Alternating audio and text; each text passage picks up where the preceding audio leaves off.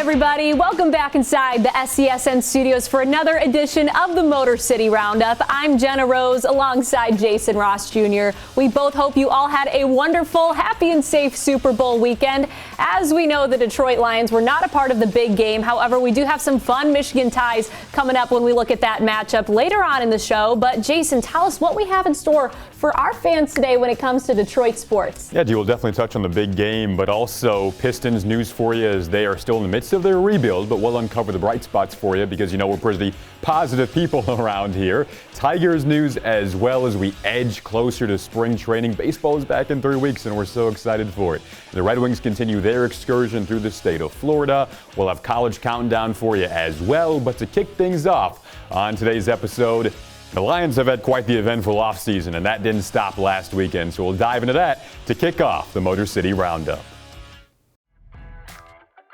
With blockbuster trades and new GM and coaching hires, the Detroit Lions certainly have had an eventful season, as you mentioned, Jason. And the latest news revolves around a beloved former Lions player. A lot of Detroit fans, they love this player because of his dedication to the organization and the success that he had on the field. And that was in former Lions wideout Calvin Johnson, who last weekend was named a first-ballot Hall of Famer. That's true, G. Megatron is a name that Lions fans will forever associate themselves with.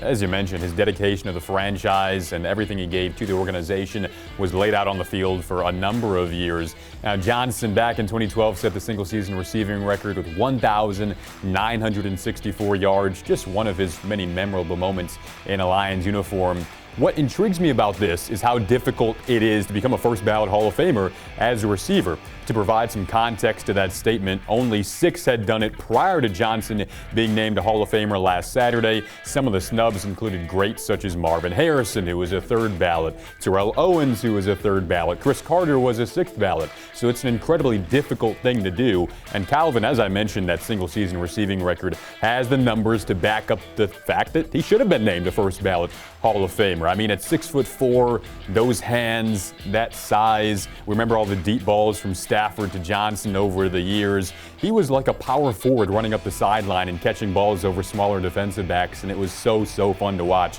for a number of years in Detroit. So, gee, I certainly agree with the notion of him being a first-ballot Hall of Famer. Extremely well-deserved. And with Valentine's Day right around the corner, there is no perfect time for Johnson to actually repair his relationship with the Detroit Lions. After retiring in 2016, the organization is requiring Johnson to pay back over $1 million from his signing bonus. Now, the Lions are permitted by contract to request the funds back. However, normally when a player hangs up the cleats, the organizations typically brush it under the rug. And as we were talking about with Valentine's Day repairing relationships, Calvin Johnson said that they've been having great conversations between he and team owner Sheila Ford-Ham. So hopefully, Jason, we'll be seeing him engaged more with the organization moving forward. But now we're going to switch gears and send it over to the college countdown.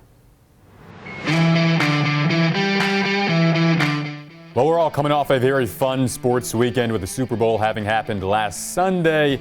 As usual, the Lions weren't involved in the big game, but there were Michigan ties to the matchup. Former U of M QB Tom Brady was stellar as per usual in the Super Bowl, winning his 7th ring. On the opposing side, Kansas City QB Patrick Mahomes, a former Tigers draft pick, went down and simply didn't look like himself with that makeshift offensive line on Sunday.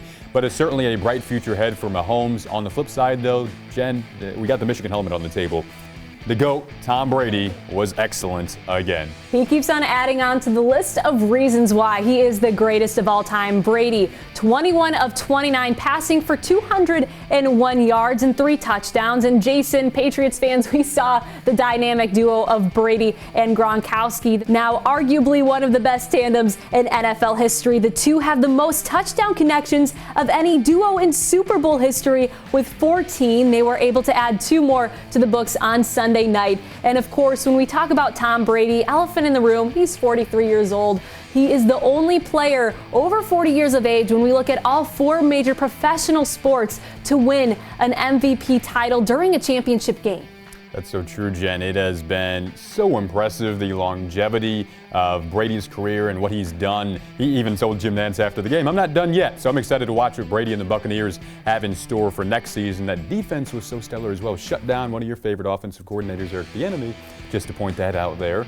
But, gee, there were so many Michigan ties to this game. There were, and as you guys know, we love our state champs, our Michigan high school sports coverage. We had a couple of Michigan high school alumni paired up in that game. Glancing over the Kansas City Chiefs, we saw alumni from Warren De La Salle, Stony Creek, Portage Northern, and Midland. Switching over to the Tampa Bay Buccaneers, we have alumni from Farmington Hills Harrison, Detroit Southeastern, and Chippewa Valley. And Jay, it's pretty fitting that right now we have this U of M helmet on the desk because we have even more news when it comes to Michigan alumni.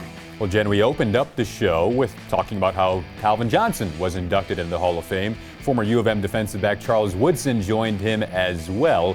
Now, Woodson is a guy who certainly deserves a Hall of Fame induction after so many great years in the NFL as a defensive back. Can't forget when he won the Heisman in the late 90s, became the only defensive Heisman winner in the history of that prestigious award. Followed that up with a Defensive Rookie of the Year with the Raiders in 1998. So, like us, he had a notable entrance to his respective field in 1998. We're a couple of 98ers up here, if you don't know. And Woodson certainly will go down as one of the most instinctive defensive backs to play his possession. 65 interceptions for his career, which ranks 5th all-time in NFL history. 183 pass breakups, 13 defensive touchdowns, and 9 Pro Bowl appearances. And not to mention, he also won a Super Bowl with the Packers. So a winner and an excellent individual in his game. It's so good to see Charles inducted into the Hall of Fame. Absolutely. Plenty of positive for Detroit sports fans to munch on. Now we're going to switch over to the Detroit Red Wings. Last season, the Detroit Red Wings had 7 losing streaks of 4 or more games. Entering into Sunday, they snapped an 8-game winless streak. Jason, that game against the Florida Panthers proved that there's always light at the end of the tunnel. You know, gee, even though the Wings were shorthanded, which I think led to most people thinking this wouldn't be the day where the winless streak ends, but it was, despite not having, we learned Anthony Mantha was a healthy scratch, but no Tyler Bertuzzi. Luke Glendening went down after the somewhat scandalous hit from Radko Gudas, but they still got the job done and snapped that winless streak. The 4-1 victory over the Florida Panthers was the first time all season any team was able to defeat the Panthers in regulation. Detroit matched its highest scoring output of the season with those 4 goals. Mark Stahl and Giovanni Smith, they scored the Wings' first 2 goals during a stellar second period where the Wings took initiative and were aggressive on the forecheck, complete effort through 40 minutes, which was backed up by 2 more goals in the third period. Switching back to Stahl and Smith, Stahl had his first goal as a Detroit Red Wing, and Smith was a part of a Gordie Howe hat trick. Goaltender Thomas Greiss, he had 36 saves on the night, recording his first win as a Detroit Red Wing, and was the first goaltender since Jonathan Bernier to have a win for this organization in the past 15 months. And Jason, as you mentioned, the Wings were a bit shorthanded without Bertuzzi and Glendening, but there are a lot of positives we can pull from the matchup. Even without that offensive firepower, the Wings really buckled down and played a strong, fundamentally sound defensive game in their own end, which is very important against a Florida squad with a top line like Barkov, Duclair, and Verhaeghe. Those 3 players have been so prominent so far this season. And then, you know, again, even without those players, they were so strong in the front of their own net. And speaking of their own net, Red Wings head coach Jeff Blashill said afterwards that in this league, you need strong goaltending, and that's what they got out of Thomas Greiss, who stopped 36 of 37 shots en route to his first career win as a Red Wing. So that was wonderful to see, and it's something they'll certainly have to replicate against the Panthers on Tuesday at the BB&T Center. We'll have to wait and see, but moving forward on the Motor City Roundup, we're going to talk about Detroit Tigers. Well, much of the talk around Tiger Town right now as we edge closer to spring training revolves around the up-and-comers, as it should be. That's where the excitement is. However, you can't get anywhere in a rebuild without your key veterans, and one of the Tigers' best clubhouse leaders and on-field performers last season re-signed last weekend in Jonathan Schoop. Schoop signed a 1-year, $4.5 million contract with the Tigers. This is the first time since 2018 when he was with the Orioles that he's playing with the same franchise for a consecutive year. When we look back at Schoop's stats from 2020, he had 8 home runs and ranked second on the team with 23 RBIs and a batting average of .278. Now, keep in mind, those numbers are amidst a shortened season and an injury. Circling back to his stats with the Twins in 2019, Schoop batted .256 with 23 home runs and 59 RBIs through 121 games. That was actually the year he notched his 4th consecutive season with over 20 home runs, and he brings a lot to this team defensively. Especially up the middle, he only had 1 error in 174 total chances. And also, Jason, he was named a finalist for the American League Golden Glove Award. As steady as can be, and that's where we are hoping some of the younger players can get to, the consistency.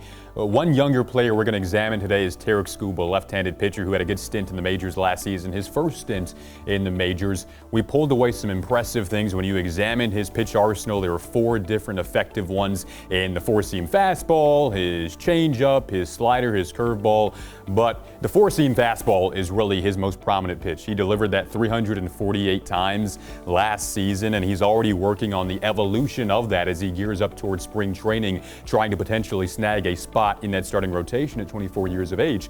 Gee, something I find so interesting, you and I talked about it earlier, is what's called pitch tunneling, where you try to, as much as humanly possible, have one pitch look almost identical to another as it comes out of your hand. And for Skubal, his 2 most prominent pitches, as we mentioned, the four-seam fastball, but also his changeup. So trying to get those 2 pitches to really align with one another. Noted that he's trying to gear up for a potential starting spot in that rotation. He said that that really isn't on his mind. It's more so about building up the innings and trying to continue growing with confidence as well. But hopefully a guy who we could see in the Tigers rotation as the 2021 season approaches. Absolutely. It seems like Detroit has a lot going on down in Florida, so to speak. So now we're going to switch on over to the Detroit Pistons. The Detroit Pistons took the next step in their evolution on Sunday when a deal between the Knicks and the Pistons that reportedly has been in the works for several months finally came to fruition, where the Detroit Pistons sent guard Derrick Rose back to New York for the 2nd time in his career. The 32-year-old reunites with his former coach in Tom Thibodeau, for whom he played for in Chicago and Minnesota. In return, the Motor City receives guard Dennis Smith Jr. and a 2021 second-round draft pick. Yeah, Jen, the rebuild continues to roll on here in Detroit. It's in full swing. Dennis Smith Jr. is a very athletic player dating back to his days in Dallas and New York. Speaking of young, up-and-coming athletic players, for me so far in the Pistons, it's been rookie Isaiah Stewart who has stood out over the past week or so. That athletic game, he's undersized at 6'8" or so at the center position, but has truly endeared himself to Pistons fans thus far with his energy on the glass and on defense in particular. Last week against the Suns, he recorded a double-double. At times he was guarding Chris Paul, at times he was in the paint, so he is so versatile in that regard. And I think he endears himself to Pistons fans because he reminds us of a guy by the name of Ben Wallace, who used to crash the glass pretty hard and earned a couple of Defensive Player of the Year awards as a Piston back in the day and won a championship as well. So hopefully Isaiah Stewart can carve out a career of that nature here in the Motor City. So far, it's looking as if all indications are pointing towards that. There's a bright future ahead here in Detroit. We want to thank you all for joining us on this episode of the Motor City Roundup. If you haven't yet, be sure to subscribe, like, and share with your friends. We want to be your one-stop shop for everything Detroit sports. I'm Genna Rose for Jason Ross Jr. Have an awesome week, everyone.